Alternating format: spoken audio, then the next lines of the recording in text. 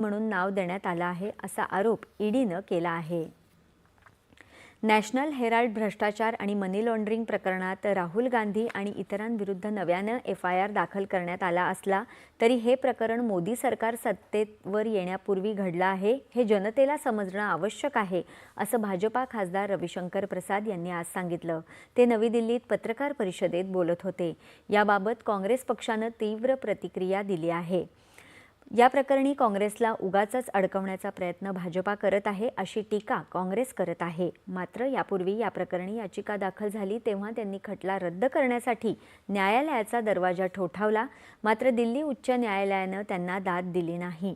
मनी laundering प्रतिबंधक कायद्याच्या कलम 66 अंतर्गत चौकशी करण्यात आली तेव्हा बनावट खात्यांद्वारे कंपनीच्या हजारो कोटी रुपयांच्या मालमत्तेचा गैरवापर झाल्याचं उघड झालं आहे असं प्रसाद यांनी स्पष्ट केलं।